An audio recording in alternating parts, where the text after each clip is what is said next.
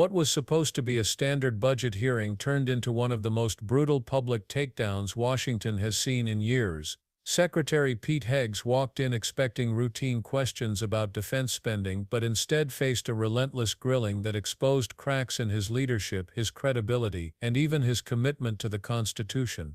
Lawmakers accused him of stonewalling Congress, dodging audits, and playing politics with America's national security. And when pressed on whether he'd obey a Supreme Court ruling, his answer or lack of one shocked everyone watching. This wasn't oversight. It was a demolition live on camera. The only question now, did we just witness the complete collapse of Pete Hegseth's credibility? Well, as I also acknowledged in my opening remarks, in the first year of an administration, it does take more Mr. time, Hegseth, please especially while reclaiming you're my addressing time. the priorities of the previous administration. When can we expect your budget? You have details of it already, and you will have it very soon. Can we expect the budget before the end of the month? I would refer to Bryn, who's working that, but I know there are a great deal of detail that is already with the committee. Okay, let the record reflect that you haven't given us a commitment, but you're required by law to do so. You're also required by law to pass an audit. That's been true since the 1990s. The Department of Defense is the only department that has continually failed an audit. You've committed to passing an audit in 2028, but we expect you to pass an audit this year and hope you will work with us to achieve that goal. Mr. Chairman, I want to thank you for your testimony and what you've said about the threats that we face as the United States, threats from China, Russia, and Iran, and I want to ask briefly questions about each. Mr. Chairman, you've said that the Chinese Communist Party is advancing an unprecedented military modernization effort with cutting-edge technologies, including artificial intelligence. Do you agree that the United States military must have more powerful AI capabilities than China? Well, ma'am, first, thank you also for your service in the Navy. I think LLMs and AI really underpinning all of our command and control capabilities is now and will be in the future a key and essential tool for decision making. Thank you. I agree that American AI dominance is extremely important. Yes, Mr. Hegseth, should American AI dominance be up for negotiation with China in any trade talks that are underway? As the chairman said, we're very focused on AI dominance. It's central to maintaining our cutting edge, and we're doing that.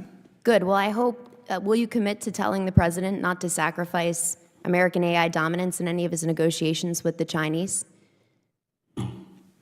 The president is not surrendering any of our dominance to the Chinese. Good. I'll take that as a yes, that you'll be advocating for that. Thank you very much. I hope you'll also, you've both spoken to the importance of competition in the defense industrial base. I agree with that deeply. I'd point out that 40% of small businesses have left our defense industrial base supply chain in the past decade, and trade wars that have caused unprecedented uncertainty are going to drive more small businesses out of business. And that's something I hope we can work together to try to prevent, because it's very real in my home state of New Hampshire. Mr. Hegseth, did you order a pause in offensive cyber operations against Russia? That I know the story you're referring to, and it's false. We said it then, and I'll say it now. So it is your testimony that you never ordered a pause in offensive cyber operations against Russia? We did not. Okay, let the record reflect that, and we'll be following up on that. I'm going to skip Iran because there's been a lot said in this hearing that has given me grave concern. One of the things that's been said in this hearing, Mr. Hegseth, was I want to give you the opportunity to correct the record and make clear that you will abide by, that you will obey a ruling of the United States Supreme Court. I don't believe we have any cases pending before the Supreme Court right now. I want to ask you, will you abide by a ruling, by a decision of the United States Supreme Court if it is issued and you're asked to do so?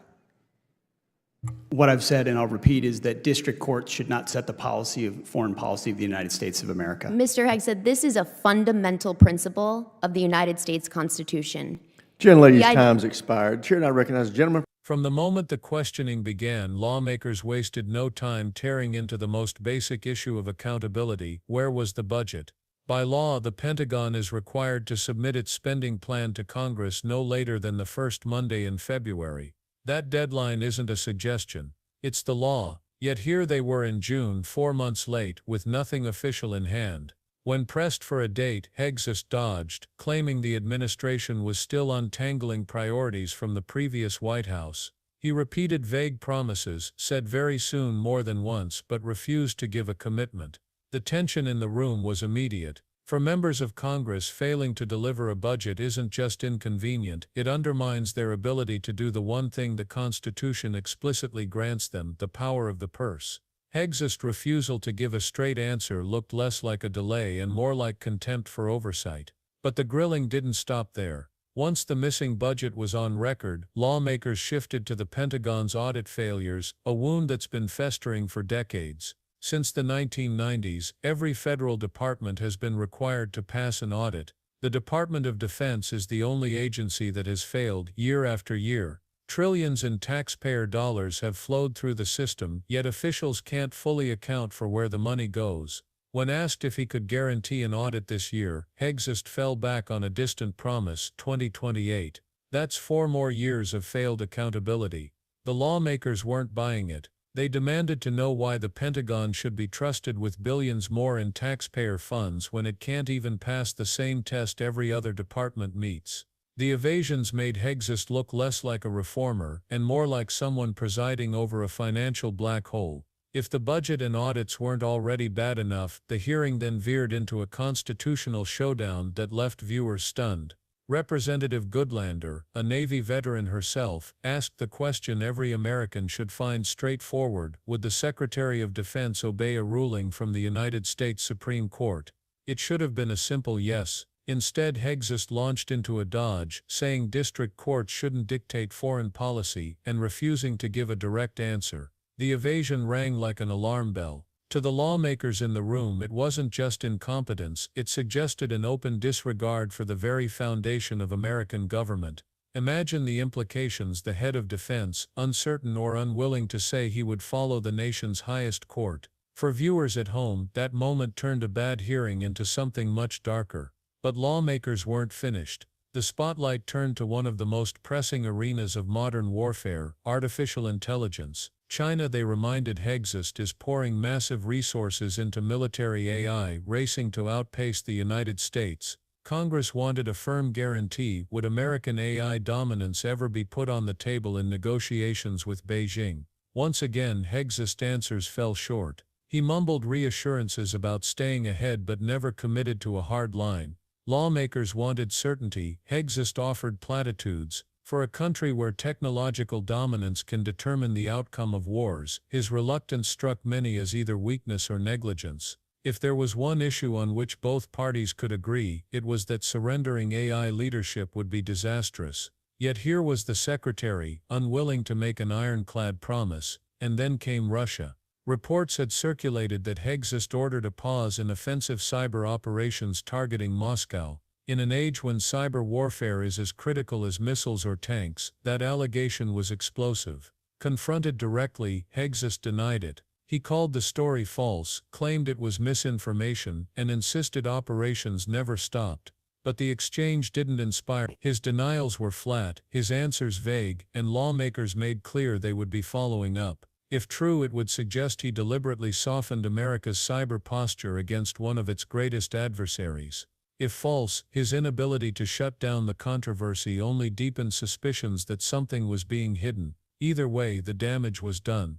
By this point, the hearing had gone far beyond policy disagreements. What unfolded was a systematic dismantling of Hegseth's credibility. Lawmakers laid out a pattern: missed deadlines, failed audits, constitutional evasions, flimsy commitments, and questionable judgment on cyber operations. Each line of questioning built on the last, creating a portrait of a man dangerously unfit to manage America's defense at a time when global threats are multiplying. His fallback phrases, "fake news in due time, we make trade-offs," only underscored the perception that he was out of his depth, relying on political slogans instead of leadership.